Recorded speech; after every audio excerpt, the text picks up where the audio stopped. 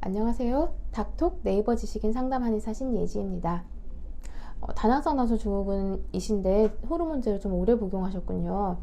보통 제가 다낭성 난소 증후군에 대해서 설명을 할 때는 쉽게 이해하기 위해서는 체질이라는 표현을 쓰거든요.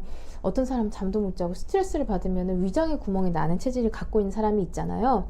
이런 것처럼 어떤 사람은 잠 못 자고 스트레스 받으면 생리를 못하는 체질을 가진 사람이 있다는 뜻이에요.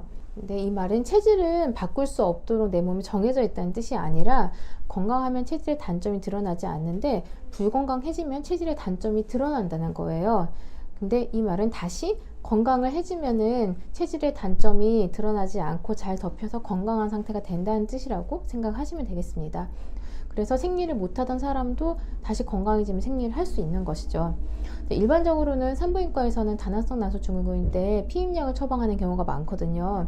그런데 다낭성 난소 증후군은 배란이 되지 않는 질환이죠. 그런데 피임약도 역시 배란을 못하게 해서 임신이 되지 않도록 하는 약입니다. 그래서 배란이 되지 않는 질환에 배란하지 않도록 하는 약을 쓰는 것이 근본적인 치료가 될 수는 없습니다.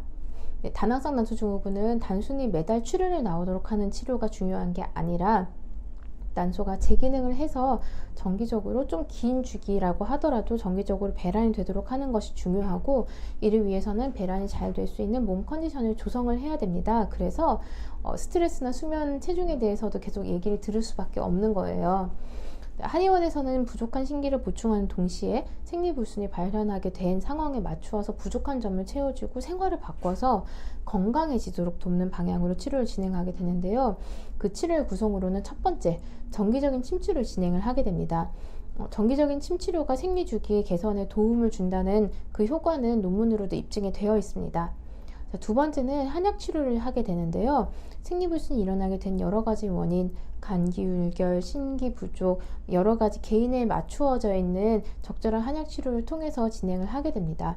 무엇보다도 생리불순은 생활 패턴과 체중이나 여러 가지 요소가 함께 작용하기 때문에 건강한 몸 상태를 만들기 위한 여러 노력이 함께 병행이 되어야 되고요. 치료와 함께 이게 함께 병행이 되어야 됩니다.